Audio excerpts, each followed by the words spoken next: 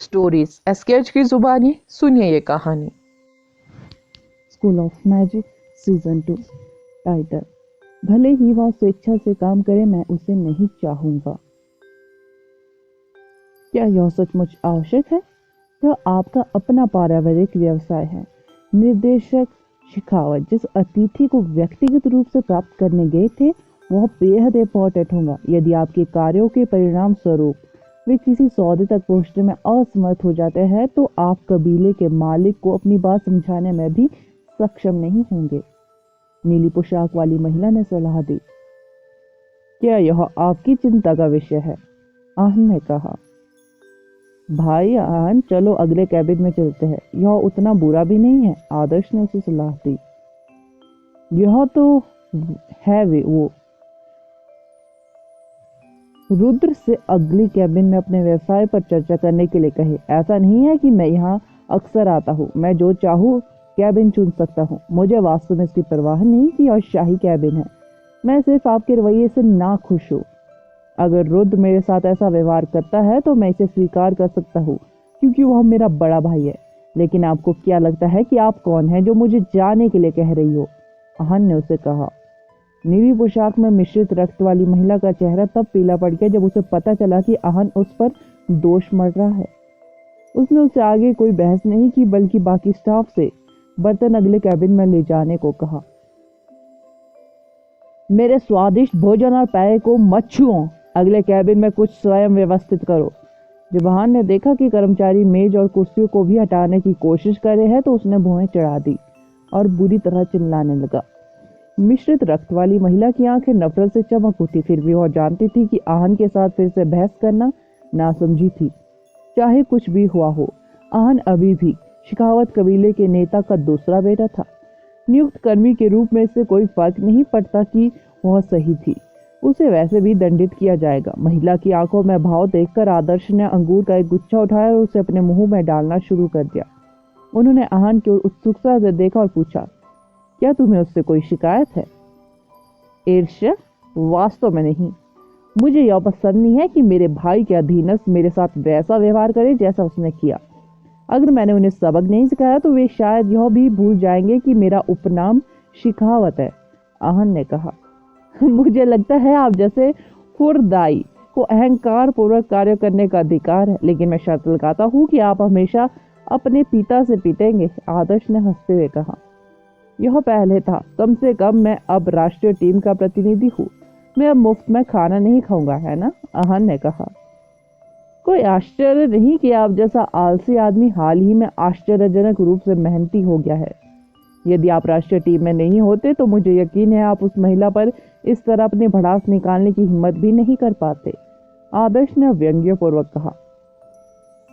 क्या यह सच नहीं है? यदि वे पहले भी मेरे साथ ऐसा व्यवहार करते तो मैं इसे सहन कर सकता था, क्योंकि यह सच है कि मैं केवल पैसा खर्च करना और चूजों को पालना जानता हूँ। मैं उनका भला नहीं कर सका, लेकिन अब मैं एक एडवांस मैजिशियन, राष्ट्रीय टीम का सदस्य, देश का भविष्य स्तंभ और एक उभरता हुआ सितारा हूँ। शायद मेरे पिता भी मुझे अपना उत्तराधिकार मानते होंगे, और फिर भी मेरे भाई के अधीनस्थों ने सोचा कि वे मेरे साथ गंदगी जैसा व्यवहार कर सकते हैं। आहन गुस्से में आ गया था। उस महिला का क्या नाम है? मैं बता सकता हूँ, वो आपके भाई से शिकायत करेगी। आदर्श ने कहा। मुझे नहीं पता, लेकिन मेरे भाई के लिए काम करने वाला हर व्यक्ति एक जैसा है। उन सभी की याददाश्त अच्छी नहीं है, आहन ने कहा। कुछ देर बाद आदर्श ने कैबिन के बाहर गलीचे पर चलने की आवाज सुनी। क्योंकि आदर्श एक स्पेस मैजिशियन था, इसलिए वह छोटी छोटी हरकतों के प्रति भी काफी संवेदनशील था। नक्शे कदम को देखते हुए यह बहुत संभावना थी कि रुद्र ने महत्वपूर्ण अतिथि का स्वागत किया था, और ऐसा लग रहा था कि अतिथि वास्तव में एक महिला थी। उसके कदम बेहद हल्के थे, जैसे कोई नेक बिल्ली गलीचे पर शान से चल रही हो। जैसा कि आदर्श को उम्मीद थी, दोनों अगले कमरे में चले गए। आदर्श ने अस्पष्ट रूप से महसूस किया कि नीली पोशाक में महिला रुद्र के कान में कुछ फुसफुसा रही थी। रुद्र अपने मेहमान के साथ अगले कमरे में जाने से पहले एक पल के लिए झिझके। वीआईपी मेहमान कमरे में ज्यादा देर तक नहीं रुकी। थोड़ी बातचीत के बाद वह चली गई। महिला ने रुद्र को उसे विदा नहीं करने दिया। वह अकेले ही कमरे से बाहर चलेगी, जैसे कि वह सैन मार्को नीलामी हॉल में किसी अन्य जगह की ओर जा रही हो। अगले कमरे में रुद्र ने अपना हाथ फेंका और एक सजावटी चाय का कप जोर से फर्श पर गिरा दिया। उसने कप पर जोर से प्रहार किया और गलीचे पर गिरने के बावजूद वह लगभग टुकड़े टुकड़े हो गया। वेट्रेस को अपने दिल में दर्द महसूस हुआ। कप की कीमत कुछ लाख थी और वह लगभग टूट चुका था। वह तुम्हारे पास सुअर का दिमाग है क्या? तुम्हें पता था कि वह मेरे साथ खिलवाड़ करने आया था और तुम अभी भी उसे अगले कमरे में विनम्रता से आमंत्रित करना नहीं जानते थे? रुद्र अपने पैरों पर खड़े हुए और नीली पोशाक में महिला को डांटा। मुझे नहीं पता था वह तुम्हारा भाई था, महिला ने धीरे से स्वीकार किया। तुम विश्वास से परे मूर्ख हो। भले ही आप उनसे व्यक्तिगत रूप से कभी नहीं मिले हो, आपको उनकी तस्वीरें देखनी चाहिए थी, रुद्र ने कहा। मैंने तुम्हें विफल कर दिया, लड़की ने कहा। उसने निर्णायक रूप से मेरे प्रस्ताव को इतनी जल्दी अस्वीकार कर दिया। मुझे आश्चर्य है कि वह आगे किसके साथ काम करेगी, क्योंकि वह मेरे साथ काम करने के लिए सहमत नहीं थी। उम्मीद है कि वह बुरा लोमड़ी कैरैया नहीं है। उसके मन को पढ़ना इतना कठिन क्यों है? रुद्र ने खुद से बुद्ध बताया। वह तुरंत चुप हो गया और अपने मेहमान के रवैये के बारे में सोचने लगा। नीली पोशाक वाली महिला चौंक गई। उसे यकीन नहीं हो रहा था कि एक आदमी जो कुछ देर पहले गुस्से में था, उसने तुरंत अपने मेहमान से हुई मुलाकात के बारे में सोचना शुरू कर दिया। जिस तरह से उसने अपना ध्यान बदला वह डराने वाला था। आहान खिलखिलाती मुस्कुराहट के साथ कमरे में आया। भाई, मैं तो तुम्हारे चेहरे को देखकर ही कह सकता हूँ कि तुम किसी सौदे तक पहुंचने में असफल रहे। रुद्र ने अपनी नजरें उठाई और जमीन पर रखे चाय के कप पर नजर डाली। वह तुरंत मुस्कुराया। आखिर किसने कप को जमीन पर गिरा दिया? जल्दी उसे उठाओ, यह अच्छा नहीं लग रहा है। ओह आहान, जब भी मेरी किसी महत्वपूर्ण ग्राहक से मुलाकात होने वाली हो तो कृपया परेशानी ना फैलाए। यदि तुम सीमा लागोगे तो मैं निश्चित रूप से जाकर पिताजी को उसके बारे में बताऊंगा और तुम दोबारा अपना भत्ता अपनी इच्छा अनुसार खर्च नहीं कर पाओगे। दोनों कमरे वास्तव में इतने अलग नहीं हैं, और यह देखते हुए कि उसने आपको इतनी जल्दी कैसे स्वीकार कर दिया, मुझे यकीन है कि उसका शुरू से ही आपके साथ काम करने का कोई इरादा नहीं था। वह यहाँ व्यक्तिगत रूप से आकर आपको अपना निर्णय बताकर केवल विनम्र हो रही थी। इसका मुझसे कोई लेना देना नहीं है, इसलिए कृपया मुझ पर दोष न डाले। इसके अलावा जब मैंने तुम्हें बताया था कि मैं आ रहा हूँ तो क्या तुम्हें मेरे लिए कमरा तैयार नहीं करना चाहिए था? आहन ने उसी चमकदार नजर से कंधे उचकाते हुए कहा। ठीक है, आप सही कह रहे हैं कि इसका आपसे कोई लेना देना नहीं है, लेकिन चूंकि मैं किसी समझौते पर पहुंचने में असफल रहा हूं, इसलिए आपको कोई लाभ भी नहीं मिलेगा। मुझे डर है कि अगले महीने आपके लिए आवंटित इक्विपमेंट्स बहुत कम हो जाएंगे। ओह, उसे छोड़कर मैंने आपके पाठ पढ़े हैं। आप सोल ग्रेड लाइटिंग सीन मांग रहे थे, रुद्र ने कहा। हाँ, वह एक की तलाश कर रहा है और वह वही व्यक्ति है जिसने डार्क स्वॉर्ड मास्टर की लाश उपलब्ध कराई थी, आहन ने आदर्श की ओर इशारा करते हुए कहा। रुद्र ने बिना कोई भाव दिखाए आदर्श पर अपनी निगाहें टिका दी। वास्तव में यह पहली बार था कि रुद्र ने वास्तव में आदर्श को देखा था। प्रभावशाली, आपकी उम्र में ऐसा कुछ हासिल करने में सक्षम एक सोल ग्रेड लाइटनिंग सीट।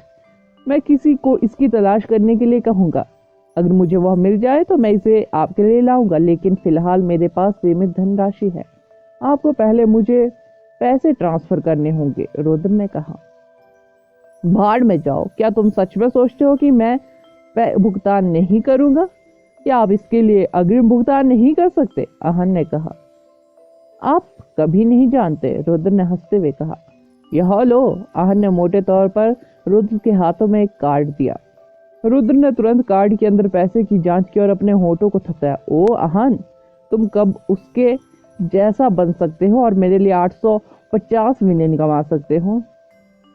मेरा जन्म पैसे खर्च करने के लिए हुआ है। मेरा मानना है कि जिस दर से मैं अपना पैसा खर्च कर रहा हूँ वह आपकी पैसे कमाने की क्षमता को शर्मसार कर देगा, आहन ने उत्तर दिया। वैसे मैंने सुना है कि आप वर्ल्ड कॉलेज टूर्नामेंट में हिस्सा ले रहे हैं। वेनिस में हर कोई इस पर चर्चा कर रहा है। तुम्हारा भाई होने के नाते मैं तुम्हारी देखभाल करने का अपना काम ठीक से नहीं कर पा रहा हूँ, रुद्र ने कहा। मैं आपके लिए डिफेंस इक्विपमेंट का एक टुकड़ा बनाने के लिए वेनिस में सर्वश्रेष्ठ लोहार ढूंढूंगा, जो आपको टूर्नामेंट में शुभकामनाएं देने के लिए उपहार के रूप में होगा। अगर यह केवल कबाड़ का टुकड़ा है तो इसके बारे में चिंता न करें, आहन ने कहा। वेनिस में मास्टर न्यूनतम इकाई के रूप में 100 मिलियन वाले मिशना ही स्वीकार करता है।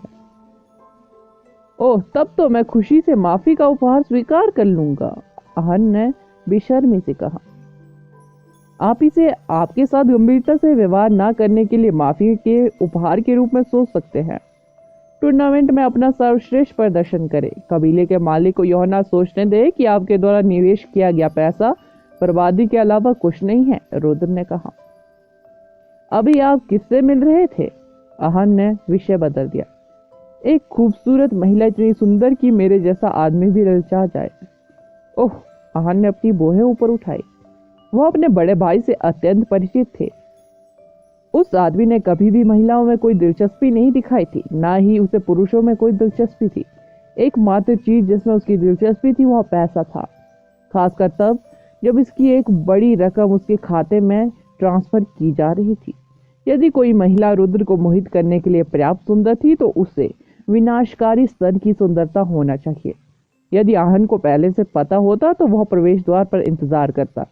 जब भी आहन का मूड खराब होता तो वह किसी ग्लैमरस महिला को देखकर काफी बेहतर महसूस करता था।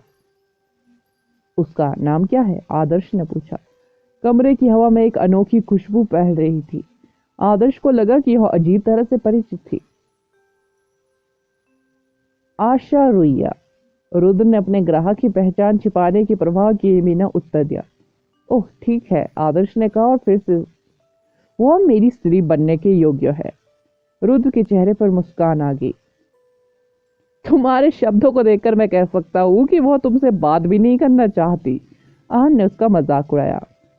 अगर आप ऐसा सोचते हैं तो मैं आपकी मदद नहीं कर सकता। इसके अलावा आपकी जंक फूड खाने की आदत बिल्कुल भी नहीं बदली है। स्कूल में आपकी सभी गर्लफ्रेंड्स को देखे, रुद्र ने मजाकिया अंदाज में जवाब दिया, भले ही वह अपने छोटे भाई की देखभाल करने वाले बड़े भाई की तरह लग रहा था।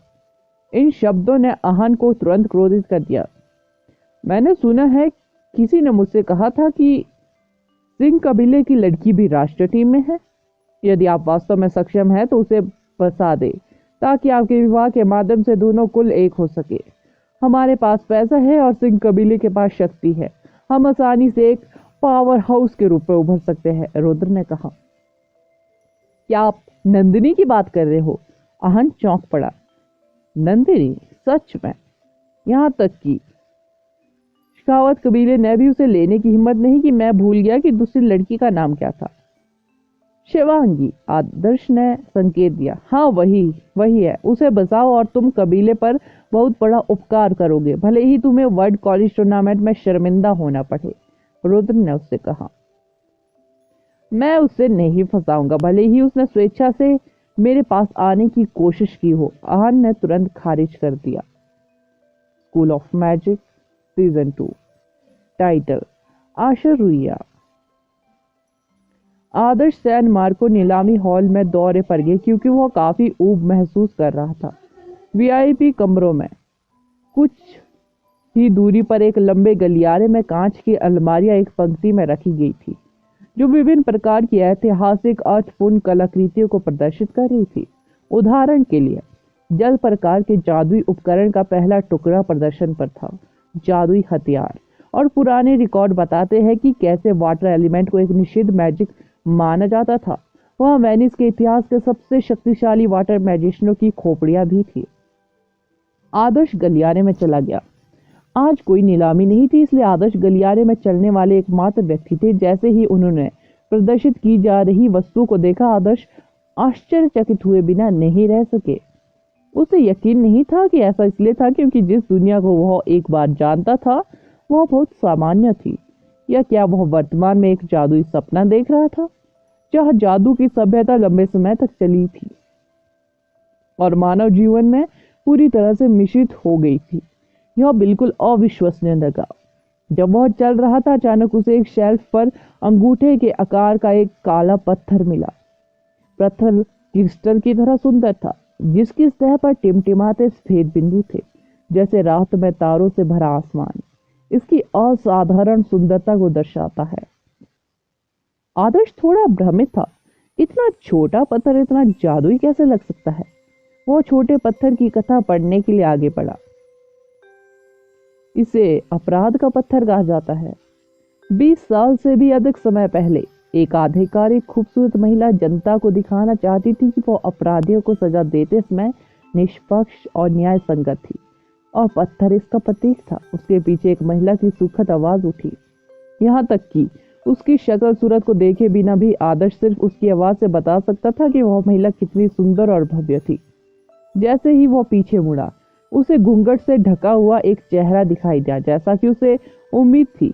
उसकी आंखों की पुतलियां गहरे नीले रंग की थी, और जैसे ही उसने उनमें देखा, उसे अपने मन के अंदर बिजली कड़कने का एहसास हुआ। यह उसके पूरे शरीर में फैल गया, जिससे उसका दिल तेजी से धड़कने लगा। जो सचमुच आप ही है। कितना घातक मुकाबला। जब आदर्श ने बेहद खूबसूरत महिला को देखा तो वह जोर जोर से हंसने लगा। हाँ, यह बहुत बुरा है कि हमारी आखिरी मुलाकात के दौरान कुछ इतना भयानक हुआ। ऐश्वर्या ने मुस्कुराते हुए कहा। यह व्यवहार कुशल लेकिन मैत्रीपूर्ण था, जो आदर्श की बेतहाशा हंसी के विपरीत था। आइए दुखद घटना के बारे में बात न करें। यह एक ऐसा संयोग है, मैं कुछ समय पहले आपके बारे में सोच रहा था और यहाँ वेनिस में मैं आपसे मिल रहा हूँ, आदर्श ने कहा। आदर्श ने ऐश्वर्या को मिस्र और डार्क स्वॉर्ड मास्टर में अपने अनुभव के बारे में बताया। ऐसा लगता है जैसे आप मुझे बहुत समय से भूल गए हैं। ऐश्वर्या ने आदर्श के वाक्यों में दोष निकाला और एक आह भरी, जैसे कोई पुराना दोस्त उसे मजाक में चिढ़ा रहा हो। जरूरी नहीं, बात सिर्फ इतनी है कि मैंने नहीं सोचा था कि मैं तुम्हें इतनी जल्दी दोबारा देख पाऊंगा। तो आपका असली नाम ऐश्वर्या है। बुरा नहीं है, यह निश्चित रूप से आप जैसी खूबसूरत महिला पर सूट करता है। आदर्श ने उसकी सराहना की। आप मुझे मेरे चीनी नाम से भी बुला सकते हैं, ऐश्वर्या ने उसे अनुमति दी। मिस मैंग, आपने बताया कि पत्थर को अपराध का पत्थर कहा जाता है, लेकिन आप थोड़े व्यंग्यात्मक लग रहे थे, आदर्श ने पूछताछ की। ऐश्वर्या करीब गई और तिरस्कारपूर्ण मुस्कुराहट के साथ इतावली में लिखे विवरण पर नजर डाली। यह पवित्र न्यायालय के निर्णय का पत्थर है। काले का मतलब दोषी और सफेद का मतलब दोषी नहीं है। जब पवित्र न्यायालय किसी बहुत महत्वपूर्ण व्यक्ति को सजा सुना रहा होता है, तो वे उस व्यक्ति का न्याय करने के लिए अदालत के बुजुर्गों को बुलाएंगे।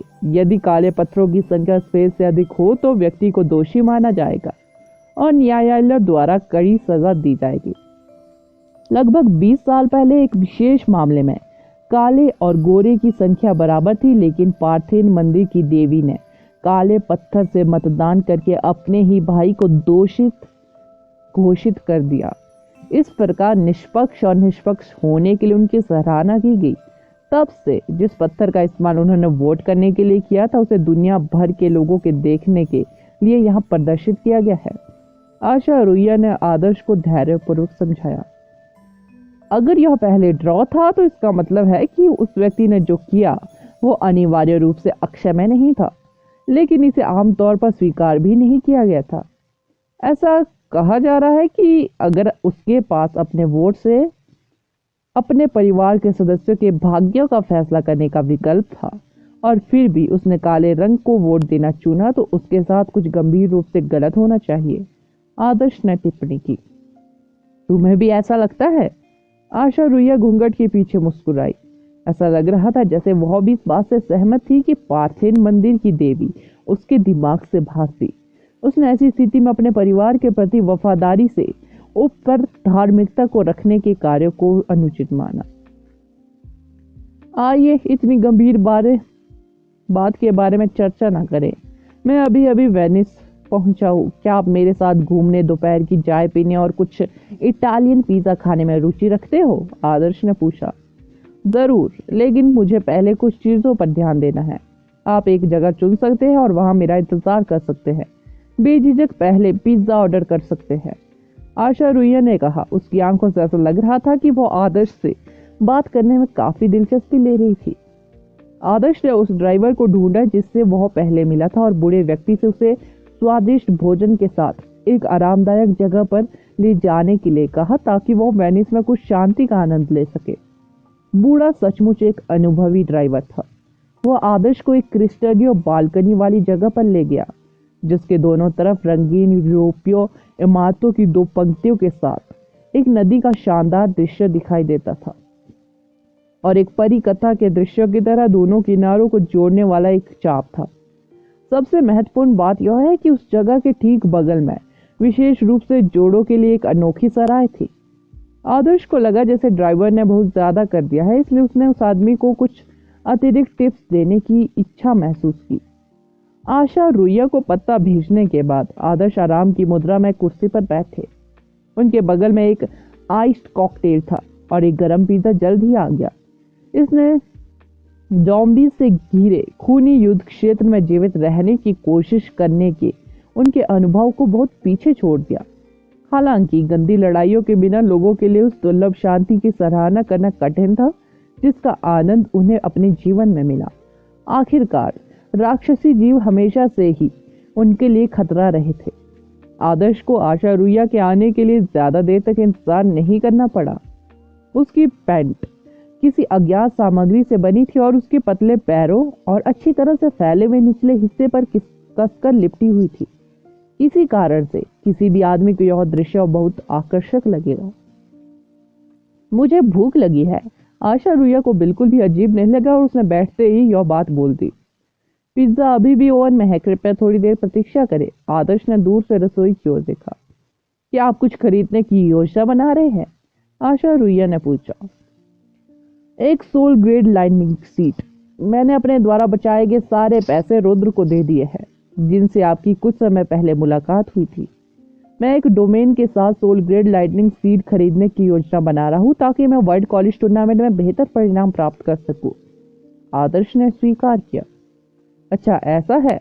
मैं एक ऐसी जगह जानती हूँ जहां आप अपनी इच्छा अनुसार सोल ग्रेड लाइटनिंग सीड पा सकते हैं, और मैं आपको गारंटी दे सकती हूँ कि यह नीलामी में मिलने वाले किसी भी सोल ग्रेड लाइटनिंग सीड से बेहतर है। क्या आपकी रुचि है? आशा रुइया ने कहा।